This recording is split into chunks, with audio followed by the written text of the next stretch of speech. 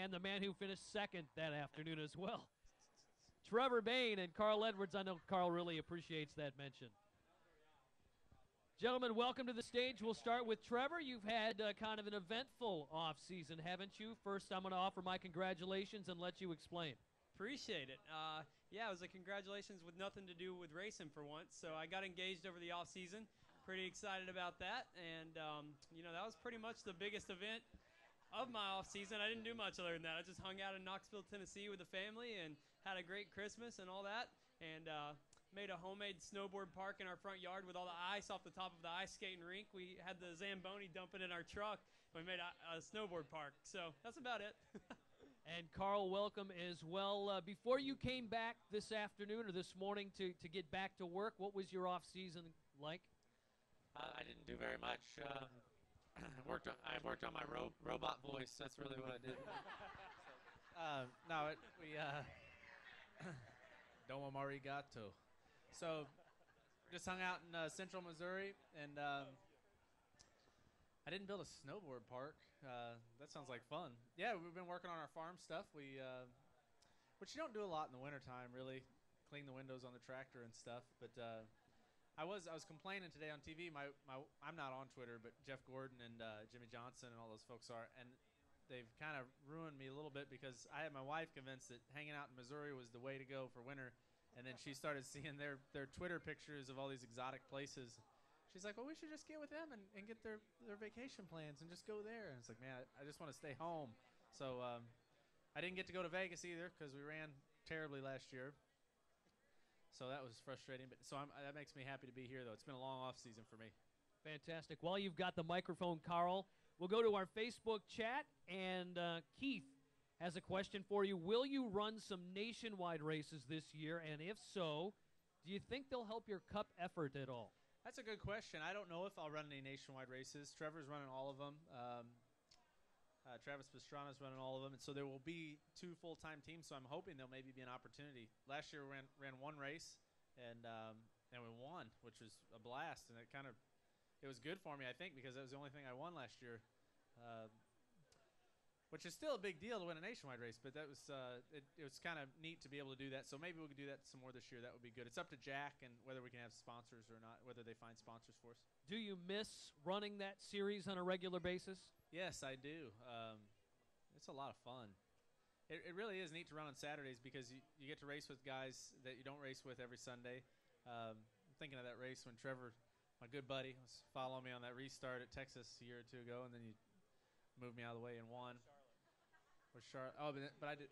You did. You pushed me to the lead at Charlotte, and that's what I thought you were going to do at Texas. And then you passed me. I was like, damn, he figured that one out. So that. It is fun though, and but it's so much different that I think sometimes it's good for you. But we'll see what happens. All right, Trevor Bayne joining us as well, and getting ready for a full-time effort in the NASCAR Nationwide Series with Roush Fenway Racing and a team that has won back-to-back Nationwide Series championships. I'm sure that makes we'll let Chris ask the question then. What do you want to accomplish this year with the new car?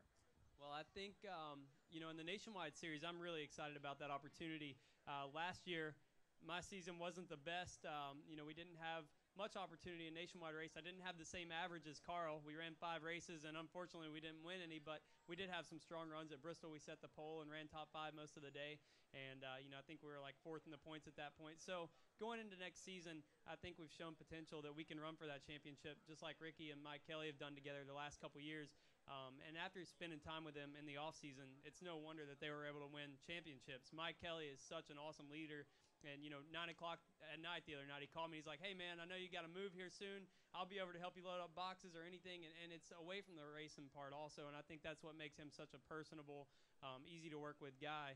And, I'm really looking forward to that relationship. But in the Cup Series, this new car is pretty awesome. Ford, I think, has done the best job. And I'm not just saying it because I'm driving it. I think it's the best-looking car at the track today, and I'm excited about that, and I'd like to get some better runs for the Wood brothers. Talladega last year, we had a chance, I think, at the end to win it and ran out of gas. And I'm sure everybody can make up a story about an opportunity they had to win and something happened. But I'd love to go get another win for those guys because, unfortunately, we're still talking about 2011, and it's 2013 now. So we got to go get something else to talk about and try to go make a name for ourselves again. You've had some great success at these restrictor plate tracks.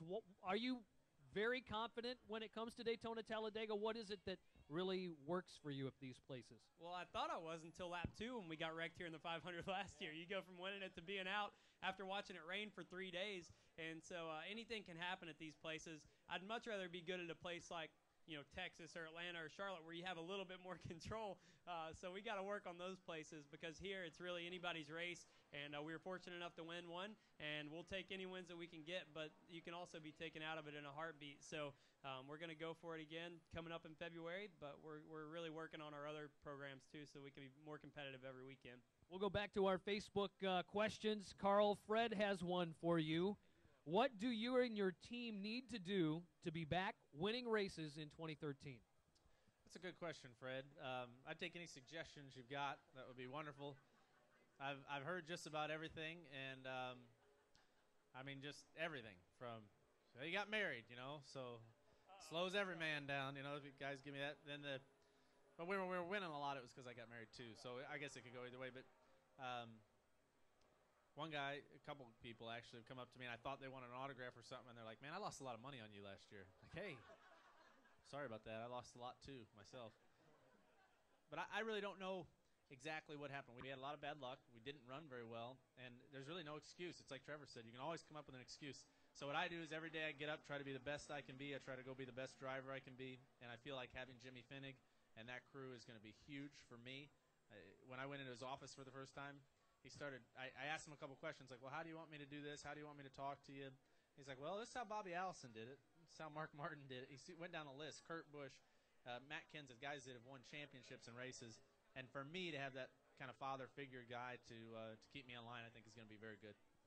Another Facebook question for Trevor. This is from Kyle, who asks, how excited are you to be teammates with Travis Pastrana this year in the Nationwide Series? Well, if all of us in the season with no broken bones, it's going to be a miracle. So with Carl and myself and Ricky and Travis, I don't think Greg will be involved too much unless it's got a sandrail, event going on.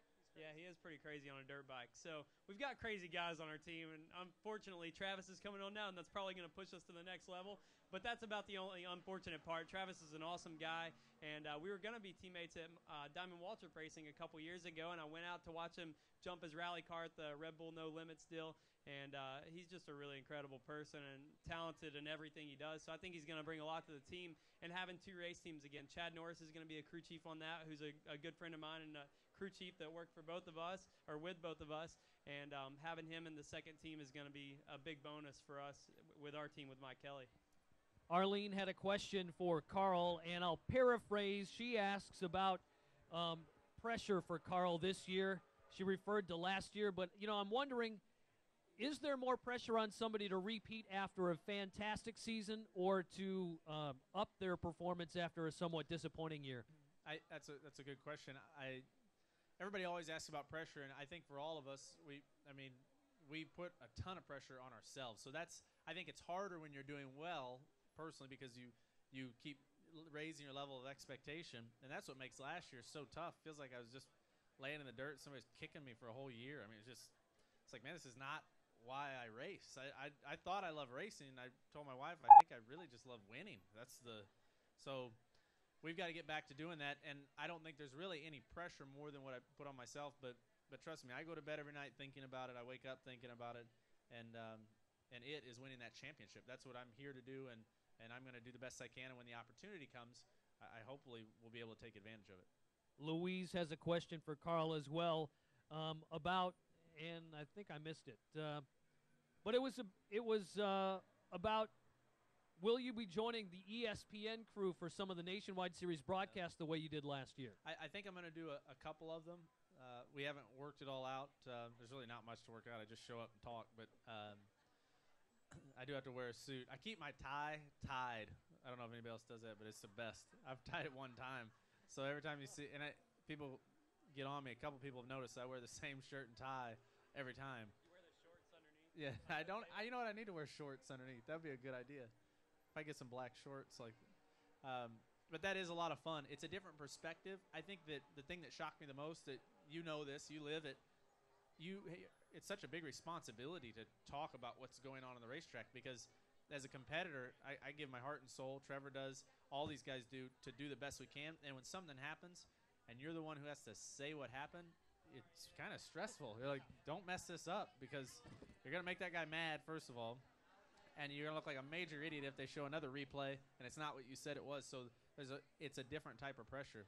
And I learned that Alan Bestwick is some sort of savant genius. He can write, listen to people talk, do the broadcast, and like joke with you at the same time for 2 hours. It's insane. So you guys are very good. All right, good multitasker.